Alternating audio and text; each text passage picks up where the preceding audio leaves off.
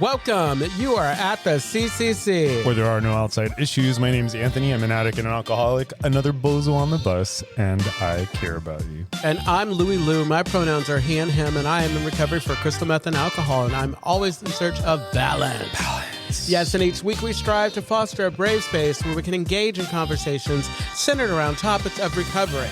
And our intention is to hold and inspire better spaces for more people in recovery by tackling issues sometimes used to separate us. Yes, but before we do that, please like, share, comment, and rate this episode. Rate this episode, share with a friend. Share with two friends. Share with two friends. If you're looking for a reason to contact your ex, be like, hey, I thought you might like this. you might need it, bitch. And now the disclaimer, the thoughts and opinions expressed on At the CCC are as long we do not represent anyone but ourselves. In other words, we're just a couple of friends behind a mic here to entertain you. And of course, everything we talk about is for general information purposes only. Right on. Oh my God, that was such a long week. How are you doing? It was a long week. It was a long week. January has been so many things happening. Yes, exactly. and generic stuff happening. Insert generic things happening. Insert generic things happening because it's like, watch. Could you imagine, like, by the time that this episode airs, the things that actually are happening? Because actually, let's see, we'll be close to inauguration. Oh, yeah. Oh, God. Yeah. I was just reminded that, and I'm okay, I think, Lewis just tried to sabotage me. He was handing me candy while I was speaking. So we've had people reach out to us and say really nice things. And I just, Lewis and I have said this before, those messages mean a lot to us. So yeah, send them. We realize that, there are people out there that hear us and we might never get to talk to you, but we really do appreciate you listening in and being a part of our recovery. Yes. Isn't it www.podcast.castrocountryclub.org? It's www.castrocountryclub. Is it .com? No, it's podcast@castrocountryclub.org. Oh yeah, so /podcast. So it's www.castrocountryclub.org. Wherever you're listening to this, it's going to be in the body. So please take that opportunity. Yeah, just reach out to us. So you can reach us on any of our socials, of course. Or if you are local and you see us in the neighborhood, let's have a conversation. Yeah. Yeah. So I just wanted to say that here at the CCC podcast, we really do appreciate all of our listeners, and we especially appreciate when people reach out to say nice things. Because let me tell you something. Yeah, tell us. People have said mean things. Oh, yeah, they have. And mean things in the name of, like, whatever. It's like, oh, no, no. I mean, someone told me that the podcast would be better off without me and just having you. Oh God, then they're like, I'm just kidding. Why are people trying to break us up? I know, exactly. It's like, I'm all, you see a good thing and you can't handle it. It's like, I'm all, whatever. Also, it's like, I think this idea that, like, it would be, I think some people, they have an idea of what they think the podcast should be or what it should become or whatever. Yeah. And they don't realize that the work and the effort that was put in and the goals, it's like, we knew what we wanted from the beginning. Like when Bonnie, Violet, and I sat down and then you came on, it's like we knew what we wanted. And I feel like we're doing those things. Yeah, I think, for folks curious about what happens behind the scenes, there has, sometimes it does feel like there's pressure to kind of move us in a different direction. Excuse me, I just burped. I know. But I didn't do it into the mic.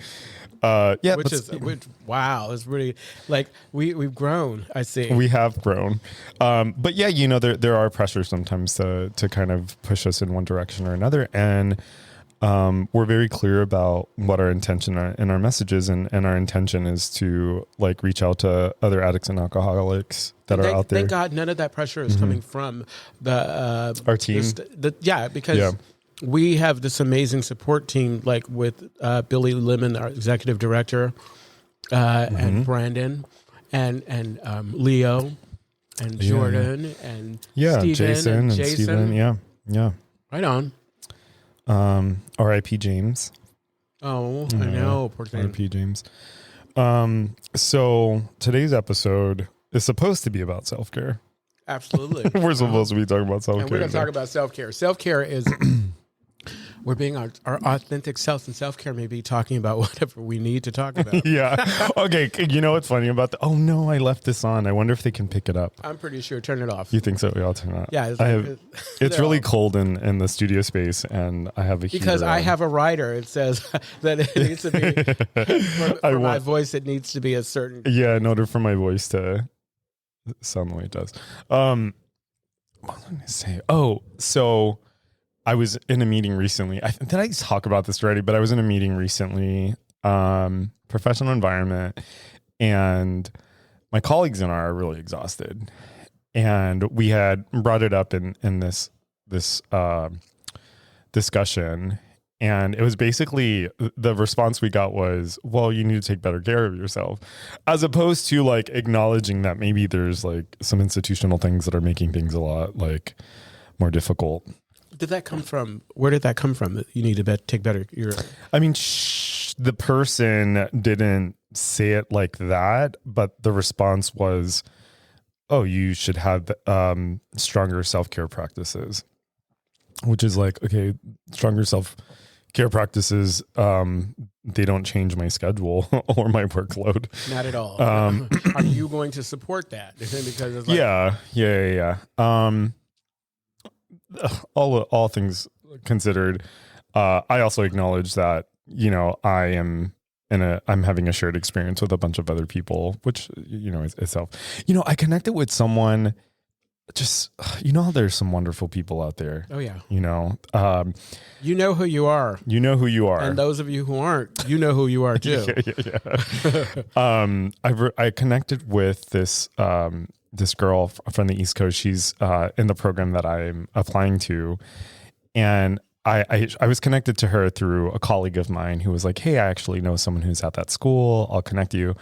This woman was just so wonderful. Uh-huh. And what I really appreciated about her was, you know, she was telling me about her interview experience, and she was just so real with me. She said, "You know what? When I went to this, I was so fucking tired and resentful of like how much I'd been working and how hard things have been. Like, I just decided to show up to those interviews. Like, this is who I am. This is the kind of work I do. You saw my CV. Of course, respectfully, but there was something very liberating about hearing her say, like, I'm done. I'm done. Did it make a difference? It did. I think it made a difference for me. Yeah. No, but do you have any proof that she didn't sabotage herself? No, she's there. Oh, okay. Oh, yeah. She's there. Okay. Yeah. She's there. Yeah. She's there. I don't think she was like being disrespectful. I think she said, it's really sweet. She said, you know, Anthony, you know, trust yourself. You know what you know. You've gotten this far. They saw your CV. They want to interview you. Just settle, you know, like rest into that. Obviously still preparing. But what she was saying is that when she interviewed with this university, that during the interview, it didn't feel like they were trying to trip her up, where sometimes interviews can feel like that. Like they're trying to like throw hardball questions or they're anything like that, you know? Well, do you get an idea that like, that by the time you get the interview, they kind of want you? And so they're hoping that you do well. Like yeah, it's kind of a vibe check. Yeah. It's kind of a vibe check, right? Because the interview, yeah. I mean, and that's why, like, you know, Benji and I have been talking a lot about this because it might very well be that I end up on the East Coast, right? And this time next year, somebody else will be sitting in Anthony's seat. We'll have to recruit. We'll have to find someone. But you know, it's possible that I'll end up on the East Coast. And why am I bringing that up? You were saying something. No, it's just possible. It's like because you're preparing me for the worst. Yeah, I know. Well, that's the thing is that you know, there's still West Coast schools that I'm waiting to hear from. I forgot what the point of all of this was. Oh, self-care. And I think, you know, like that. One of the things that I appreciate about the training that I'm getting now is that all of my clinical supervisors, save for one of them, is very encouraging of me to think freely and to be kind of creative in my conceptualizations, and are really encouraging me to find what like my clinical identity is and like to trust that and move in that direction. And so that's why I appreciated this woman's advice and feedback on her. And how do you feel about the other one? The other, all of us, save for one. Like the other guy, you weren't going to let that go. That's where the self-care comes in. How do I deal with this? Oh, right. That's, you know what? That is very astute of you. You're absolutely right. That is where the self-care comes in. Honestly, I think I'm going to ask my director for a different person to help me with this particular part of my training. My understanding is that historically people have had issues with this particular supervisor. And it's just too bad that there's like a history there. He's all, I'm preparing you for the real world. Yeah. I mean, the thing is I don't. There's going to be somebody. There's always going to be somebody that like. I just don't feel like he's really invested in like my development. Yeah. So I'm going to speak with my director and see if there's somebody else that I can work under. Because I've been hearing about some of the other training experiences that my colleagues are getting, and I was like, wow, I'm not getting that at all. I'm not getting that kind of like, I'm not getting that level of attention. I'm not getting that level of feedback. Oh, that's unfortunate. It's fine. Yeah. It's fine. It's okay. Fine. But self-care, right? Like self-care. So I hate it. I don't hate it. It's overrated. Some of the things that I do already, like I always like incorporate like mental health days. Like it must be nice. No. You're sorry. Go ahead. The problem is I will do it like I will use like PTO, not PTO or whatever. I'll use my sick time, and then usually what happens is the next day I get sick. I at all the places that I used to work at, there was one place that you had sick hours, holiday hours, but you also had mental health hours. Oh, wow. Which I thought was really dope. Now that is the kind of commitment to like. When you've got mental health hours, like that's wow, that's speaking to, and it's generous. That's speaking to the commitment, and this has to do with the type of work you're doing now, huh? Yeah. But I've only worked at one institution that had that embedded in the schedule or like in the benefits plan package. Yeah. So, and part of that too is like. With my line of work and that of other people is that there's just an expectation like, no, you are going to work these like long ass shifts. No, and that's just part of like the nature of the beast, which again, there is a part of me that's like, well, yeah, I'm capable of doing it, but I'm also like, yeah, but how sustainable is that? And like, what are suicide rates? And like, what are, what does turnover look like? But self-care. So self-care. Back to self-care, like something that I think about, like, okay, so what do you think about? Well, after the election, I shut down. I shut down in a way where I was like, I don't need any outside kind of influences. You know how I am with social media and everything. I don't need to hear any of this. I just need to take a break from this, take a break and realize that it's just a break. I'll eventually like dive back in or whatever, but I need to be right, because I was, I had that emptiness, that ache, that whatever, that just despair after the election, yes, and it would not have been healthy for me to kind of, and I probably would have copped a even larger resentment. Had I been listening to all of the MAGAs or people who won and whatever celebrating, I'm like, you motherfuckers. Yeah. Gosh. That's real. Because the level of, or the lack of sportsmanship, like, just is like, people are just sour. Can I be real with you? Be real. Can I be real with you? I fucking grew up poor. Right? Like, grew up in the fucking projects. My family did the very best to provide for me. But it was still rough. Right? Like, I knew we didn't have money. And I knew that our circumstances were different from some of the people at school. Oh, yeah. Right. And, so I belong to the generation of people that were told, like, well, if you want to do better, you need to like go to school. Right. So worked really hard. as a young person, went off to college, went off to graduate school, went to graduate school again, and now I'm wrapping up the last of it. And I have so much student debt, right? And it's so difficult for me to look at my student debt and think, oh, this feels like a motherfucking setup. Like I put in all this work and this debt is like crushing, right? It's like, it's almost like I'm not even able to move up.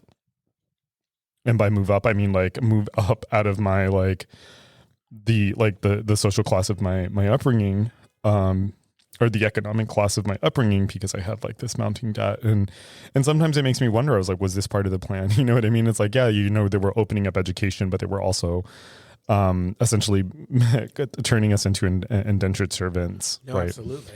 And so, I'm 40 and I'll be graduating this year. And I've been thinking a lot about like my financial health and what does retirement look like and how long will it take me? And will I be able to invest in organizations that mean a lot to me, and will I be able... Your time. Your time. They're like, you ain't gonna be able to give them no money. Yeah, you know what I mean? But yeah, and I mean, and my goal has never been to be like the wealthiest person in the world. That's never been my goal. There is nothing wrong with that. Like, yeah. I mean, I want to live comfortably. I want to be able to do things and, buy a home and, go on vacation. I want to be able to, I want to find a way to siphon off a certain a percentage that they would know. Like all of these billionaires and all these people with a lot of money, I just want to be able to tap into and collect my due from each of these. Yeah, people. Yeah. I mean, in the end, it's okay. I do want to be able to live comfortably. I don't want to worry about bills. I don't want to worry about am I going to be able to afford something? Right? And there's nothing wrong with that. Yeah.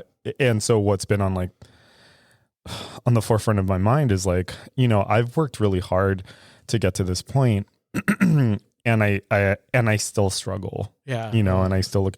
And one of the things that my supervisor was saying is Anthony, it's temporary. You have one more year and then you'll be out there and making more money and you'll be making more money, but it's like the debt's not going anywhere. And it's, yeah, you're right. And I have an easier time chipping away at it, but it's it's still there. Yeah, it's certainly still there. And I've also been counting on public loan forgiveness. Yeah. And I don't even know if that program's going to exist. I know that, and that to me, hello, it's why? We have folks. We had a president who's making an effort, and of course, people are so cynical and dismissing it as it's a little too late. No, it's never too late. Mm-mm. It's never too late, especially when you constantly have folks who are going up against you, who are telling you to your face that now, you don't get this, you don't deserve it. Oh God, yeah, makes me so mad I could spit. Yeah, so taking care of myself, So, I mean, what does it look like for you? So I feel it's being honest about where I am emotionally, mentally, or whatever, physically. Because I think something I struggled with in the past was kind of grazing over, not really kind of owning what I was feeling, not feeling like I had a right to feel, a right to be, kind of just accepting things as they are and not feeling like I could do something to kind of alter that or alter the way that I feel. Yeah. And so it is very important for me to kind of be honest. And I think that recovery has helped me to kind of talk about things. I always think back to the first time I was able to talk to somebody about my feelings of envy or jealousy. Ooh. And, in the past, it's I don't want to talk about this because this is embarrassing or whatever. I don't want people to know that I'm this or that or whatever. But it was freeing to be able to say, yeah, I want this. And it's frustrating. The way that I've worked through that is obviously we have a lot of folks who are very affluent, who have money, who, in the program or whatever. And I realized that, there's nothing wrong with that privilege. There's absolutely nothing wrong with that privilege. It's Like I don't have it. I mean, well, here's the thing is that I'm like, is this really an episode about self-care? Because I'm about to rage. Well, no, because exactly. We are raging. It's like, come on, this is self-care. Well, we needed to get this out. Yeah. Well, because I'd be really interested in seeing, like, yeah, there's like affluence around us, but I'd be very interested in seeing like what the history of those people are, right? Like, you know, are these people who had like a safety net growing up? But like, here's the thing is I don't want to hate on those people. Yeah. But I can point to like inequities, and I can point to injustice, and I can point to the way institutions and different power structures, you know, keep people in poverty or make access to wealth much more difficult. And I think that's the part that gets really frustrating for me. And, you know, like just calling it what it is, I think a big part of this for me is just seeing how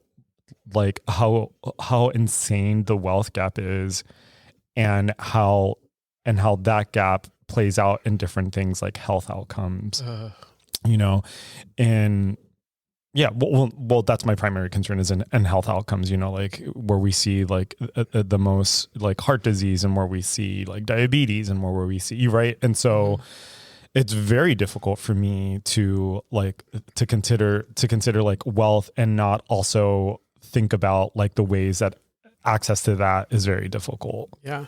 I think one of the ways that I take care of myself with regards to that is that I surround myself with folks who I feel understand and don't, because there are some people that just don't understand. They just don't get it.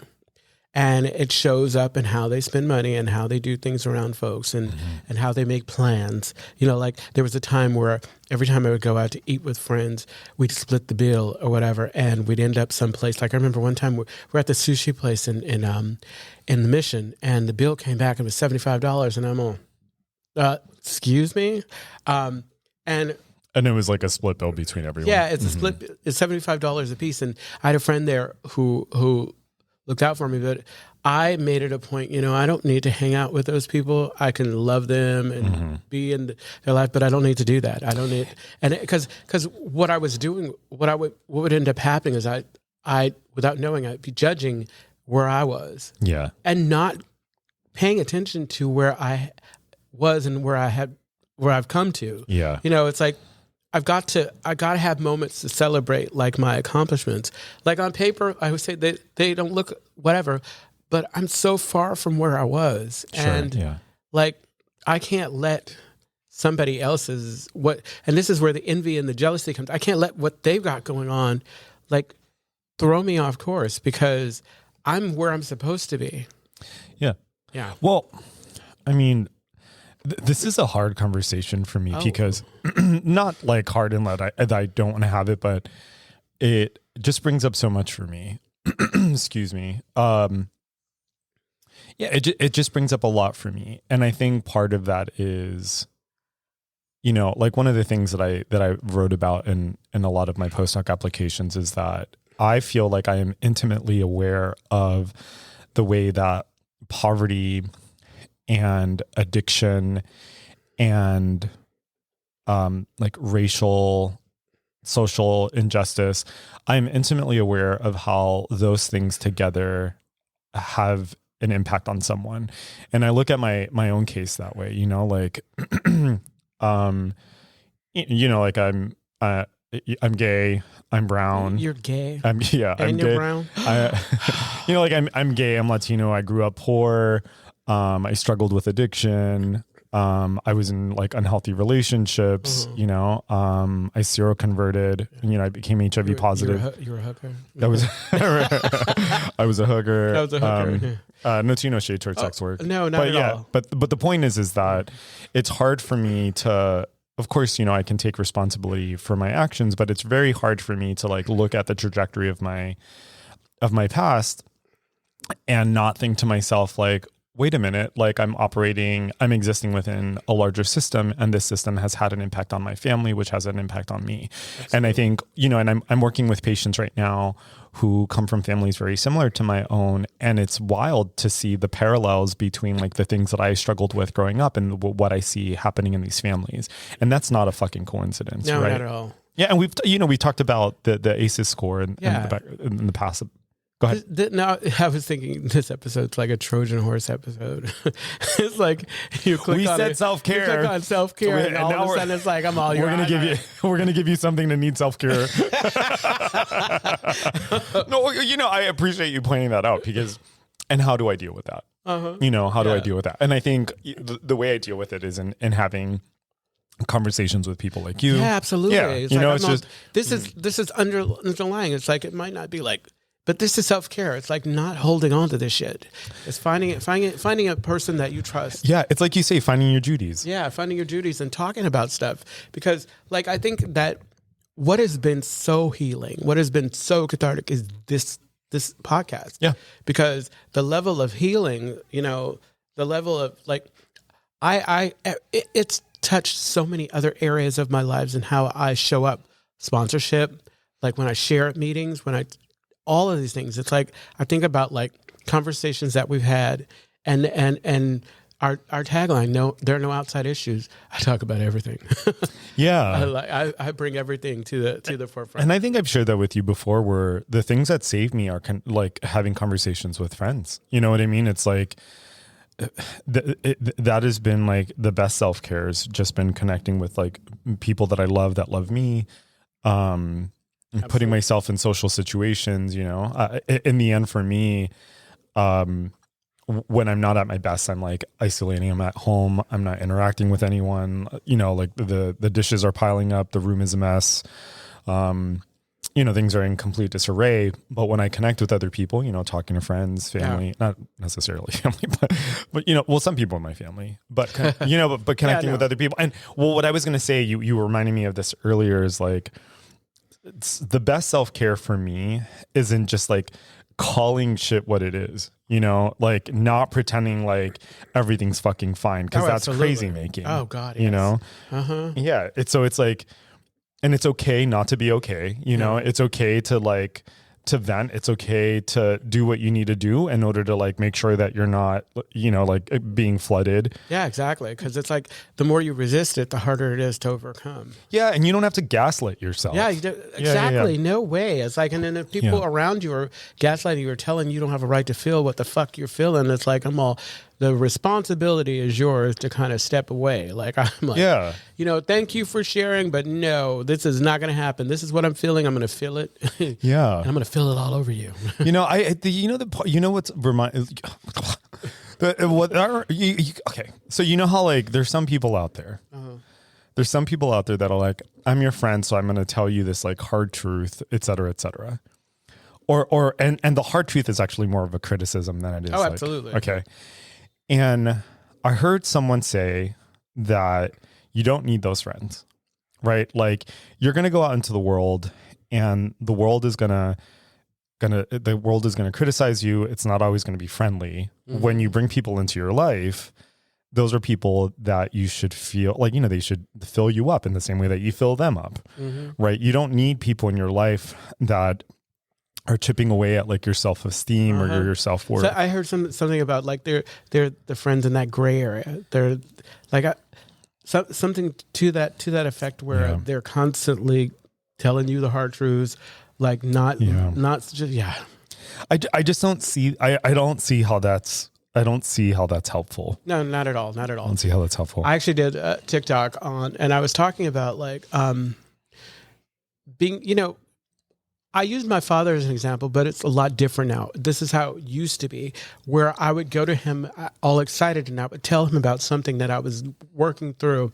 And I think that he thought he was being of service to me by talking about the pitfalls rather than just saying, it sounds good. Maybe you should try it and see what's going on. And I thought about like the me at that time being more of a people pleaser and holding him on this pedestal and not being able to see it from this adult like point of view, and maybe it kind of diminished or took away an opportunity for me to, because I didn't, after listening to, when you hear all of them, after, how the medications all and the side effects can cause death. That's all I heard. Yeah. And looking back now, I can see that he was trying to be helpful, but I'm like, you know what? Maybe what you do is you just encourage, I think you should try it. Yeah. Why not? What's the worst that can happen, I mean, there's ways to kind of approach it, but I think that if I am being aware and paying attention to the people around me, then, like you said, I'm thinking about those folks and realizing, what's your motives? What's your true motives? And if you're not here for me, who are you here for? Yeah, it's not letting other people's short-sightedness about themselves or their own shortcomings become your reality. Right? It's like oftentimes when someone says, oh, you're not capable of doing that, or girl, maybe do something else, really what they're saying is I'm not capable. They are not capable of doing that. Maybe they would have to look at something else. I think that, a lot of the people that have been most influential in my life have been people who have, even if they didn't know how I was going to go about something, I was encouraged and I was supported along the way. Oh, absolutely. It doesn't take much to just encourage people or to keep your goddamn mouth shut. It doesn't. You know what? I told Benji that this week too. I was like, it doesn't cost anyone anything to just be nice. You know what I mean? Like, keep your fucking negative thoughts to your fucking self. I had a friend take your shitty ass attitude. I had a friend who used to always say, and I say it now, and some people get it, and I'm all, pay attention, the shit's free. Just pay attention. Yeah. That's some self-care too, like, let me tell you, if this isn't much my personality, but it really isn't, but it would cause me more harm to like sit back and like just talk shit about people as opposed to just them, like letting people just live their fucking life. Yeah, it's true. It's like we spend too much time on other folks. And don't get me wrong, sometimes it's fun. Depending on who I'm doing it with, because we like to call it cares and concern. But I think that on that topic, I had a good friend, Charles M. I told him about my struggles early on about like character assassination and gossip and whatever. And he said, you know what? Okay, so first off, we come in here and I'm not perfect, even though I thought I was supposed to be, because sometimes without knowing, and nobody really tells you that, but that's what you think. Oh, it's gotta be spiritual. Everything's gotta be spiritual. You know what? If I surround myself with people who know what I'm working towards, and that I am a work in progress and I'm not always going to do it perfectly, because it's like, I've gotten much better. It's like, there are times where I'll get up and walk away because I'm not interested in doing that, Yeah. And there are times where I stay because I stay with the buttered popcorn because this is what I need. Yeah. I've been meaning to tell you about something. Tell me. So I have this friend who a lot of people have issues with. They have history, and it's not unwarranted, like this person has done and said shady things. And in general, I find them to be kind of dishonest. And, I recently had an experience with them that felt, just not good.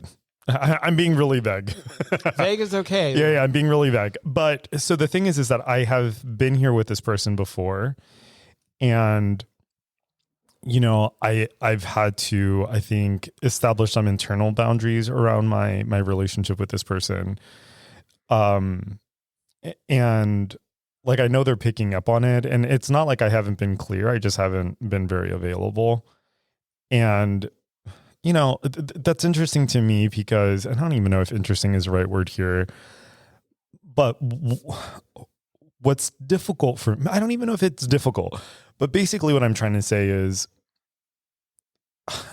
like, do we need to have a conversation about why I don't want to spend more time with you? You know what I mean? Do we, do I really owe anyone an explanation? I've got a lot of stuff going on right now, and I have a lot of lovely people in my life, and like you've shown your ass a few times. It's like these are the consequences of acting or behaving in the way that you Or if it isn't the consequences of my actions. I know.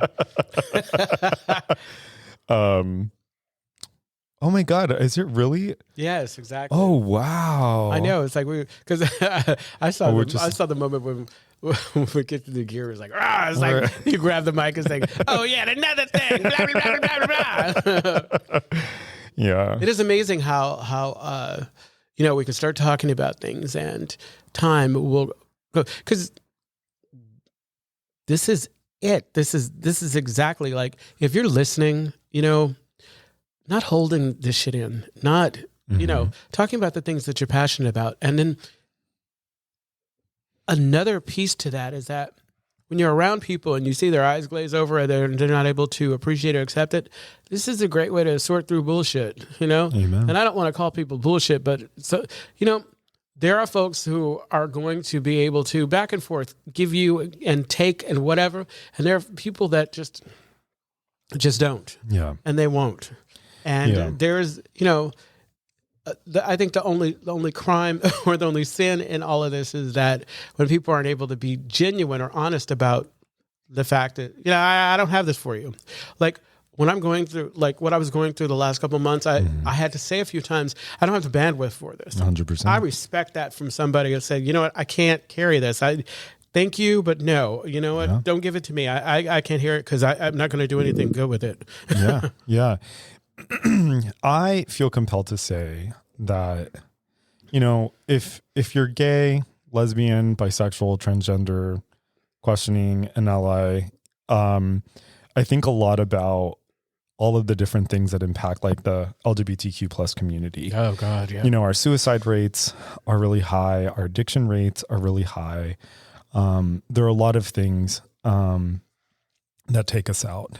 And what I want you to hear is that it doesn't have to fucking suck, right? That there are good people out there. And I don't know if that means you find them on the internet or you move or whatever, but there are good people out there. There are good people everywhere. Yeah.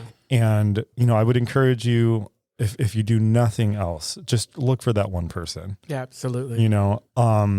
Life is worth living. Yeah. And then also you try to be that good person for somebody else. And try to be that good person for someone else, Absolutely. Being nice, being a good person, we do that for ourselves. It's not for other people. Absolutely. Yes. Mm-hmm. I think that my ideas of karma are that, it's not all this, it's not like the stuff that in my mind, it's not the stuff that you save up and put in a good or bad bank. Mm-hmm. It's how you feel in the moment. Karma is like when I do something nice, when I treat you with respect or whatever, it's the good feeling that I have at that moment, and vice versa. So, yeah, it's like my sponsor says, are you watering the flowers or are you watering the weeds?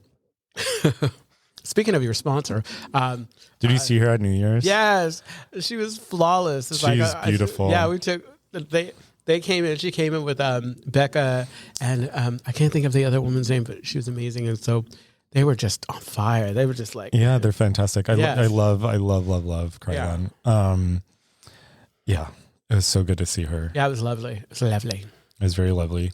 We're landing this plane. Are we landing this plane? Yeah. So the Castro Country Club is a safe and sober community center for all people and a refuge for the LGBTQ recovery community. We provide programs and services that help change lives by supporting personal growth. And our vision is to reduce the suffering of addiction by connecting people to community, opportunity, and support. You can find more information, including all the ways to contact us, at www.castrocountryclub.org/podcast. And please tune in to our new episodes every Monday. Yeah, they get released every Monday, don't they? Yes, they do. It's like pretty cool. And you can also catch episodes on YouTube and our Castro Country Club page and anywhere you listen to podcasts. Yeah, the YouTube ones are just audio now, but we'll have we actually have an episode coming up that we're going to do live recording in studio with Absolutely. Film. We have a special guest coming in. I won't share the special guest's name just yet, just in case things change. But as usual, thank you for listening to us. We love you. Come back. We'll see you soon. Bye. Bye.